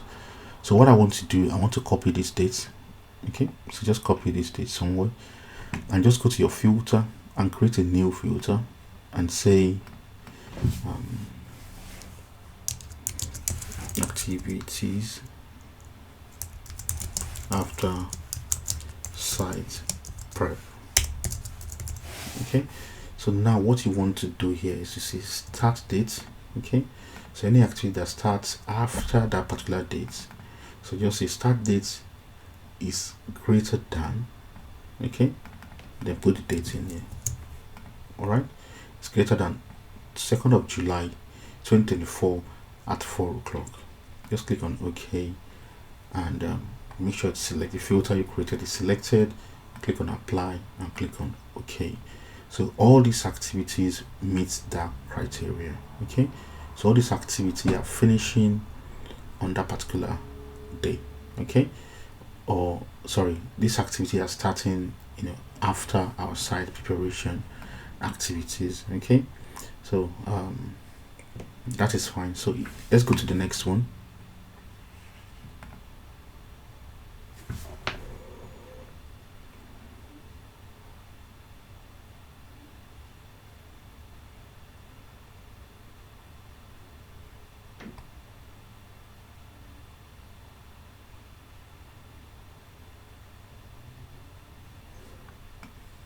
So the next one says find and list the details of activity with activity ID A1060. Okay, so I'll just copy that one. Copy. What are the name, predecessor, and the duration of this activity? Okay, so by all means you can actually click on the activity ID column and click on find and click on and paste the activity ID in there and click on find. So that's my activity ID, is the electrical work. The duration is 8 days. These are the predecessors and these are the successor. But what if you want to use a filter to find that activity ID, so that you just want to show the activity ID on the screen? So just go to filter and create a new filter and call this new filter activity ID. Okay, where activity ID equals this. Okay, click on that and click on OK. So it's just showing me that activity ID, the electrical work. So you can actually copy the predecessors, copy the successors, and this duration is 8 days. So to copy the successor, just click on the successor here and just press Ctrl C. Then you can go back to the initial Excel workbook, you can record your finding in there and paste it in there. So that's our predecessor. So you can do the same thing for your successor. Just click on it and click on copy, then go back to your Excel file, then paste it there. Okay, so you can name this one predecessor and name this one successor. Then you can copy the activity itself and paste it in there. So just right click here, just say copy, and come back in there and paste it there. That's your activity, that's a predecessor, and that's a successor. You can just make this one look good as much as you want. So that's fine. So that's another way to filter activity. So let's crack on. So this one says filter by activity ID starting with a specific prefix. So which activity ID have which activities have activity ID starting with A10? Okay, so as you can see, if we remove this filter, let's click on this all activities, click on apply and click on OK. As you can see, some of these activities has got A10, A1000, A1010, A1020, and you have some activities here that are just showing A1120. So these are A11s and these are A10s. So what the exercise wants us to do is to look for activity that starts with A10. Okay, so you can copy that, or you can copy that and probably find it here. You can see the activities here. But if you have like a big activity in your program as well, like maybe 5,000 activities thereabout or even more, you can just go to filter. Let's create a new filter. Okay, so you can name it activity ID A10. Okay, so just go back in, activity ID contains, okay, or you can say starts with, okay, A10.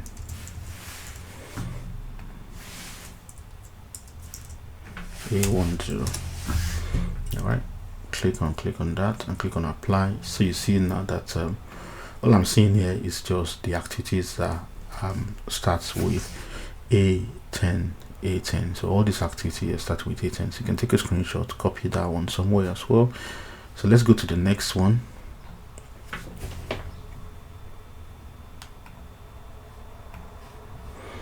So it says identify and list activities with IDs between A10 and A1090. Okay, so I want you guys to do this as an exercise, an assignment. Okay, so drop it in the comments below how you will approach this, and I will let you know whether you've got the correct answer. Okay, let's go to the next one. Filter by multiple specific activity ID. Okay, so this is the one you're doing as your homework. Okay, so this is your homework, this one. All right, so so this one, don't forget guys, if you click on the link below, you can get access to this files that we're using for this exercise. All right, so this one says which activity have activity IDs this and this. All right, so so this is just to show us how we can filter multiple activity IDs, okay, in the program. So what you want to do now, as you guys know, we actually did an activity ID. So I will reuse this now. So just uncheck this box, click on this one and click on modify. So I want activity ID that are A1050, okay, A1050, A1070 and A1130. Okay, so you have two different ways. You can create another one, just like we have this one. So let's say this one is for A1050. Okay, so if this one is A1050, just make sure this is A1050. Okay, click on that. You can create another one, by copying and pasting, and name this one modify. So the next one is 1070. So say this one is 70, and make sure this one is 70. Okay, then create another one, copy, paste. So let's just modify this one as well. The third one is 1130, A1130. Okay, let's change this one. That's A1130. click on OK. So now we've got those three filters, this one, this one, and this one. So you can select those three filters. So this is where this area comes handy. Okay, so you have this activity ID, this activity ID, and this activity ID. If you select all selected filters, see what will happen. If you click on apply, it's showing us that none of this, there's no activity that has these three activity ID, so to say. Okay, but then if you click any of the selected filter, you can click on apply. You see now it's showing me all those activity IDs, right? So you can do that. Another thing you can do as well, you can actually put everything in just one filter instead of having these three filters and clicking them. You can just have everything as one filter. So to do that, let me just copy this and paste this, and just check this one. Just check this one. Let's edit this one. I'll just give it its name activity ID. So the first one is 1050, then second one is 1070 and 1130. So copy paste. Okay, you don't have to copy and paste. Okay guys, you don't have to copy and paste. You can actually create a new one and add and say activity ID equals A1070, and you can do it again, but I just like to copy and paste is faster.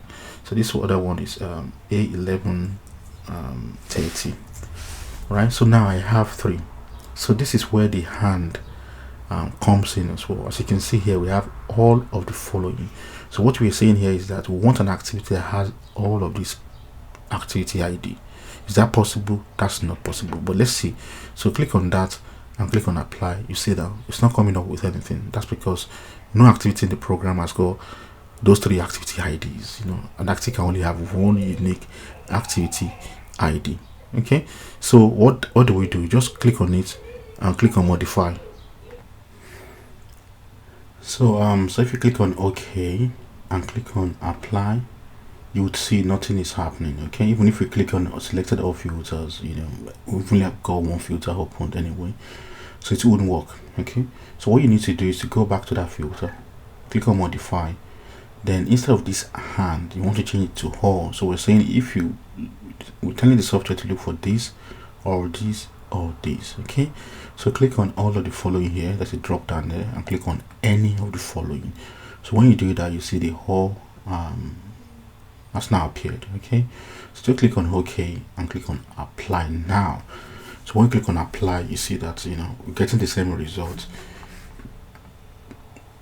when we use this and this together, or when we just use one filter. So instead of having your user defined field filter, too busy, you don't need these three filters, so you can highlight them and just say delete. Okay, so now it's neat and tidy here. So that's how you create the filter for that one. So let's continue with activity code. Okay, so this one says find and list the detail of activities with activity code const. Okay, what are their names, predecessors, and the durations? All right, so what do? Create a new filter. So create a new filter and call this activity code const. Okay, so construction. So just scroll down. What you need here is to know the name of your activity code grouping. So in this case now, the name of our activity code is exercise 1 code. So just click on that and go to E and scroll down till you see exercise 1 code. So this exercise 1 code, click on that now. Now we're saying exercise 1 code is under, then click on the value here. So what's the value? Const, this one. Just click on plus or just double click on it. So then it's appeared here. So just click on OK and make sure it's ticked, then click on apply. So as you can see now, all these activities are called const as the activity code. Okay, so all the activities in the program that has that activity code would show. Okay, so the question says you should name it, check their predecessors. How do you check their predecessors? Just click on this one, that's predecessor, this one has predecessor, this one has predecessor, and this one has a predecessor, and the durations as well. Okay, so let's continue. So this one says, the next one says which activity have activity codes containing FIN. Okay, list these activities.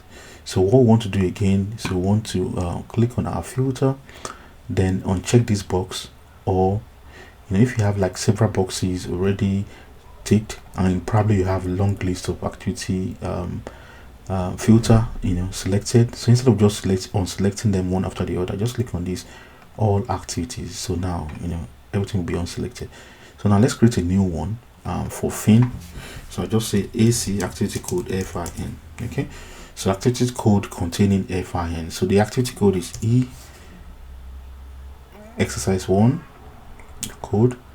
Yeah, so now contains, now you put FIN. all right, then click on OK, then click on apply. So now as you can see now FIN, so finish and final. So that's capturing everything. So whether it's finishing because FIN is in there, or final because FIN is in there as well, so it will be showing. All right, good. So now let's go to the next one. So the next one says identify and list activity codes, elect, plumb, and inst. Okay, so this will be similar to the 3 activity IDs that we did earlier. Okay, so I'll use the second option, which is better. So now let's just go to filter again. You can uncheck this by just clicking all. Now let's click on new filter and say I'll just name this activity codes. Okay, activity code. So this one I'll say E is the activity code value, or umbrella I would say, is under what's the first one? Elect. So select elect. All right, so what you want to do now, sorry,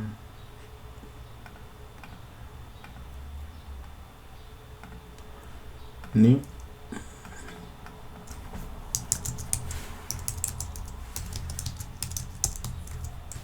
activity codes,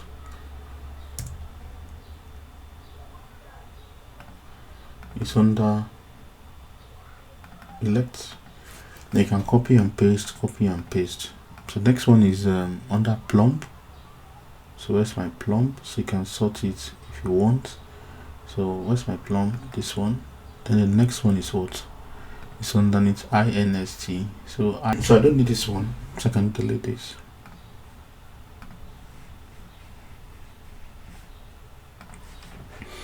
So don't forget, if you click on all of the following, there's no activity that has all these 3 activity code against this. So just click on this and click on any of the following, click on OK and click on apply. So now we have all these 3 activities, or all these 4 activities that has electrical, plumbing, and installation activity codes, right? Okay, so that's how you do it. You can just press on OK. So that's your activity code. So you can actually merge some of these filters together. So you can say, okay, I want to see if it is possible any activity that is that's called the activity codes, yeah, and also the duration is greater than 5. Okay, so that's the first thing we did earlier, if you remember. So the duration greater than 5. So here we have 8, 6, 3, and 7. So I think 8, 6, and 7 are greater than 5, but let's test it. So just make sure you click on the filter, this one, and click on this one. Click on the box and click on modify to double check what you created in that filter. So it's 5 days, so that's fine. And this one is the is for the activity codes. Okay, so you can click on that as well.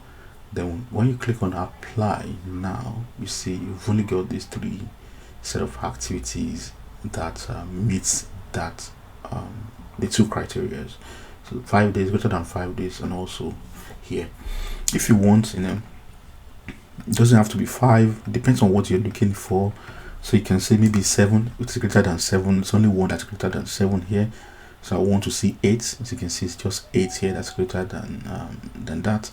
But anytime you change a filter without renaming it, just make sure you go back in there and modify it, so the name, the what's in the filter tallies with the name. Okay, you don't want to make that mistake of assuming that the filter is correct So make that a good practice. Just make sure what's in the filter reflects the parameters in the filter as well. Okay, and I can just take you to another advanced level now. Let's say we want to show the activity that meets the activity code. Let me just apply this again, so we have all those 3 activities back. But let's say instead of having 2 separate filters, just want to have one filter for these 2 criteria. How do you do it? So let's create a new filter, but I'll just copy this and paste it so I can start from there. Okay, uncheck these 2 boxes, click on this and click on modify. Okay, so you can see activity codes plus duration will be 5 days. Okay, so these are my activity codes. So now I want to add another one, so click on this very first one and click on add. Okay, so now you can say any of the following, just to retain that formula. So any of the following. So now we need to move these 3 underneath this. So click on this, move to the right, click on this, move to the right, click on the last one, move to the right. So here, so this is a filter. Okay, and you have these 3 filters underneath this filter. Okay, so you can add another one. So just click on this and click on add. Right, so now so this new one, I can move it down. This is right at the very bottom. So I'll click on this one as any of the following as well. I'll add another filter underneath it and call this one original duration is greater than 5 days. Okay, 5 days. So as you can see now, I have 2 filters here. So this is one and this is one. Okay, and any of the following. So want something, an activity that meets those 2 criteria, or you can say all of the following. So an activity must be in this group. It must has plumbing, electrical. It must be in plumbing. It must have plumbing, electrical, and installation as the activity code, and it must have a duration greater than 5 days. Okay, just click on OK. So that's the filter here. Make sure it's ticked and click on apply. As you can see, that's what you have in here. So just to test it, to make sure we're not repeating the same thing that we had before. So let's say the duration is less than, okay, so you can say less than, let's say 8 days. Okay, so any duration that's less than 8 days and falls within this group. So just click on OK and click on apply. Okay, so you see now that these are the 3 activities that meets that criteria. Okay, plumbing, installation, and the third one is electrical. So you can tell that the electrical activities are not probably lower than the duration that we specified in here, lower than 8 days. Okay, so if you want to test, just uncheck this box and click on activity code and click on apply. Is how many of these activities less than 8 days? Just 1, 2, 3. Okay, electrical is more than 8 days, so that's why that was not showing in the previous filter. You can rewind and see what I mean. So click on OK. So now let's go to the next one. So let's remove the filter here, click on apply and click on apply. OK. So now let's start the user defined fields. Okay, the user defined fields. So the first one here says that find and list the details of activities with a high priority. What are their names and the duration? So now we want to focus on this column. Okay, so since it is text, I'll just copy the text now. Now go to my filter and I'll create a new filter and say create a new filter and say UDF high. Okay, so UDF is under high. So how do you do that? So just come in here and go to your UDF name. So we're using priority UDF, so just type P, then because we've created that, it's now in the dictionary. So priority UDF is equal, so this time around you just need to paste it or type it out. Click on OK, make sure it's ticked and click on apply. So here it's showing me all the activities that has high priorities. Okay, so if you want to list an activity that, so the second one says activities that have medium priority level. So the same way we did for high priority, you can copy and paste this and rename this, modify, and say this one is medium. Okay, and change this one to medium.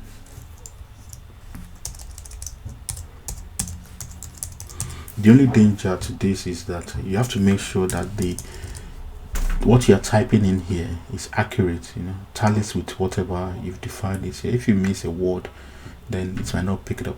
Okay, just click on that and click on apply. So these are all the activities that has medium priorities. Okay, what if you have, like, let's say in this priority level we have high, medium, low, or high or low.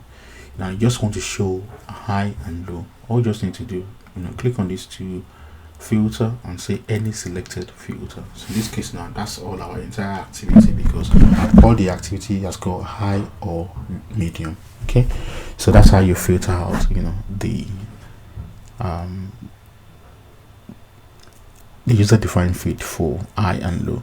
Don't forget, if you select all the selected filter and click on apply, it will not come up, because there's no activity in the program that has a user-defined field of high and low at the same time. So that's why that's not showing. Just make sure you select any of the selected filter, so that will bring it up. Okay, another question that you might want to ask is it possible to combine the activity code and the user-defined field? Yes.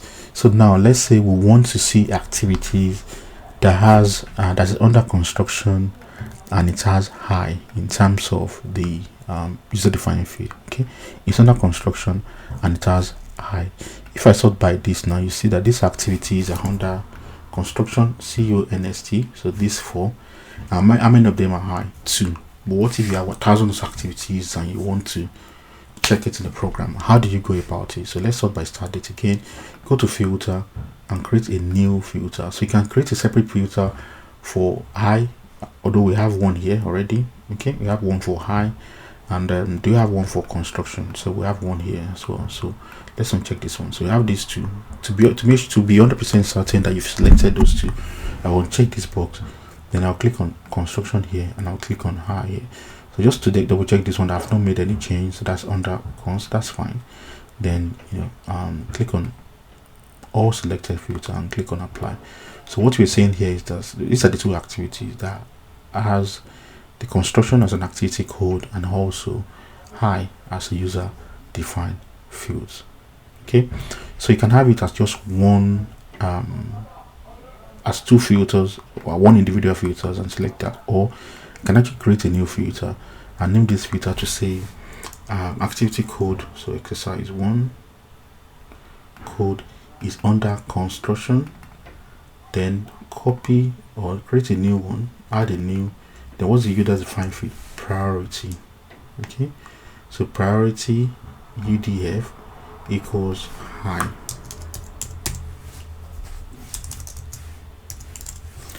Okay, it's equal to high. So what we're saying here is that we'll leave it as hand because we want the activity that meets these two criteria. Just click on that and click on apply. You see it's still the same set of activities.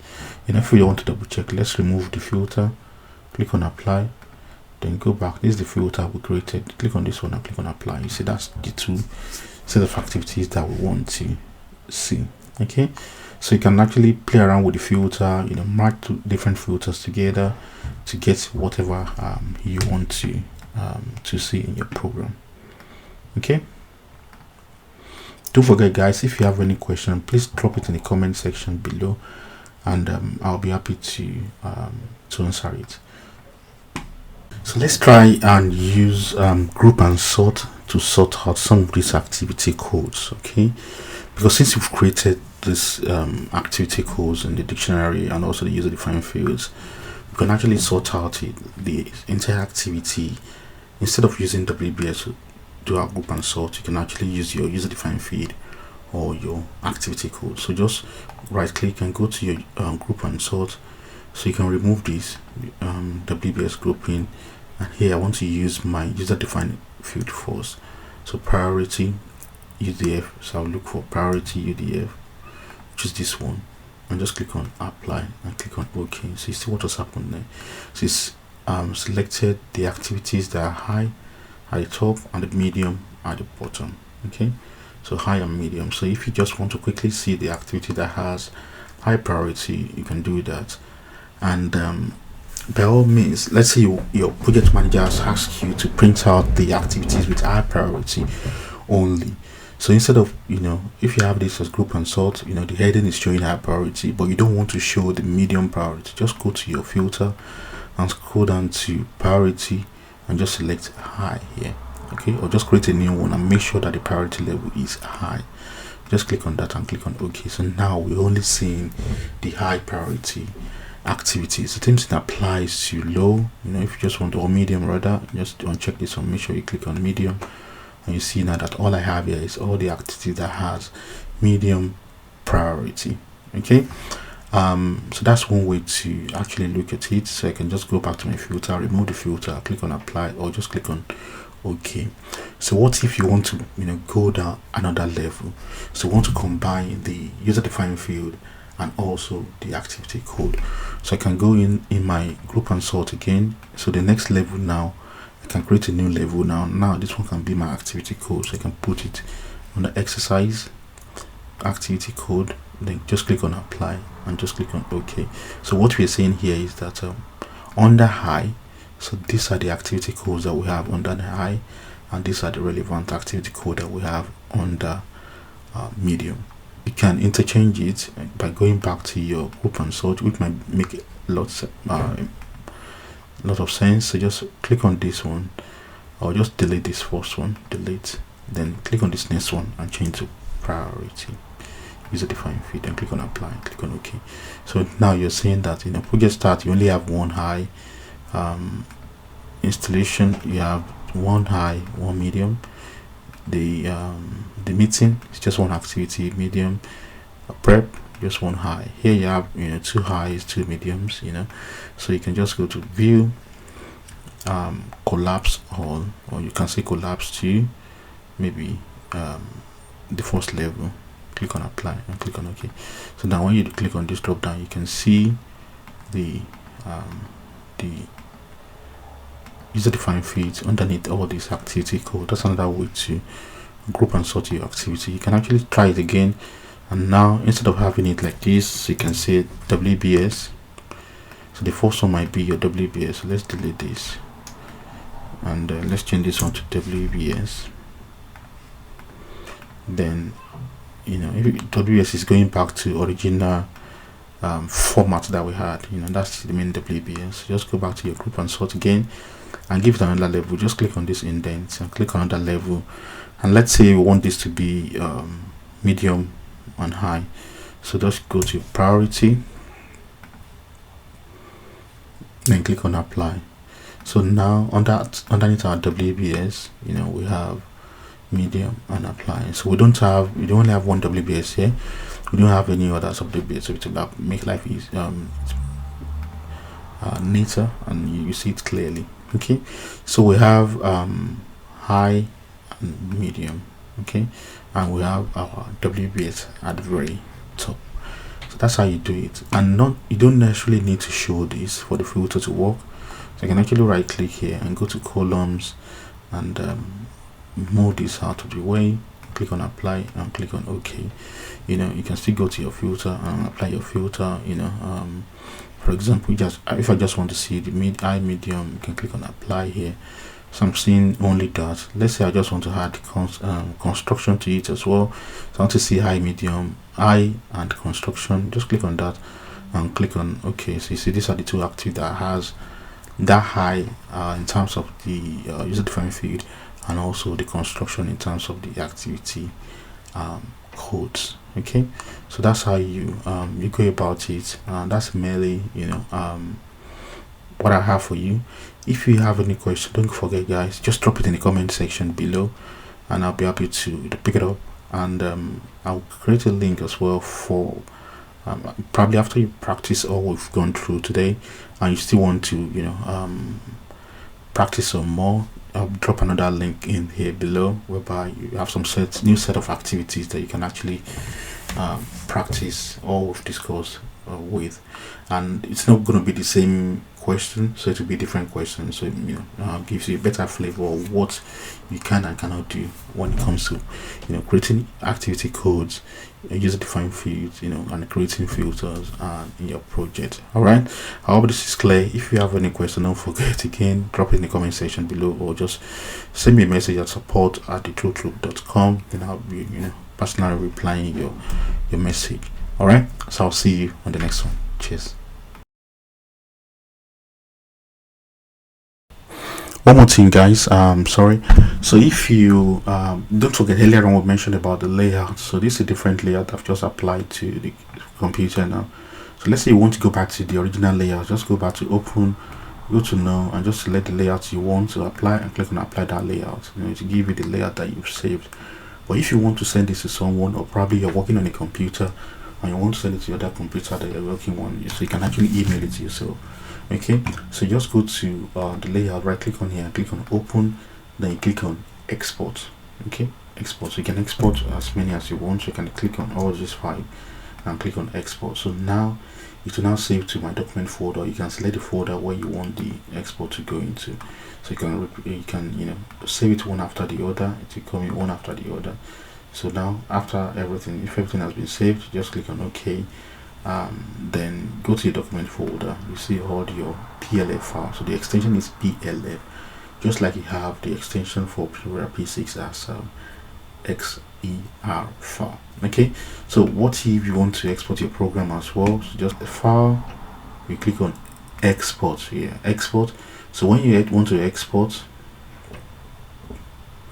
you see you have different options here. So I'm using the latest version. So if someone you are exporting it to is using an older version, so make sure you just select an older version 15, so they can actually open it. Because if I send them the latest version, they would not be able to open it. So send them the older version, click on next, select this project, exercise 1, where do you want to save it? Exercise 1 project, then click on finish, then click on close. So if I now go back to my project now, you now see now, so I've got the XCR file here. Okay, so that's the extension, the XCR file. So I've got that file in here. If I need to import a program, so let's say I've closed this program, so close all, close that, and I need to import it. You go to file, then go to import. Select the file you want to import, XCR file, that's fine. Then project, then select the location where the project is. So this is the project I'm importing. Click on next. Then you want to import it as a new project, or you want to ignore the project. Go to the EPS you want to put it in. I want to put it under exercise. Okay, then click on next, and click on finish. So when you do that, now you see now I have a new project. But how do I know which one is new here? It's this one that has ex2. Like I told you earlier, project ID has got a unique value. It has to be unique, it can't be two. So what I had here was ex1, but now I have exercise 1. Okay, and the code is what? ex2. So that shows that's in, although the activity or the project name is the same thing, but ID will be different. All right, so that's how you import and export your layout or your project. So to import your layout, so just go back to your activity view, and go to right click on this one and say open. So when you open, then click on import. So you can select all the layout you want to import and click on import, so you can import them one after the other. Import. As you can see, it has to be unique as well. So it's telling you this one, this is a duplicate, this is a duplicate, and this is a duplicate. If I don't need it, I just close it out. That's how you import it. And the file that you've actually saved here, you can actually email it to yourself or to your colleagues, for them to use the same layout in their P6. Okay, thank you.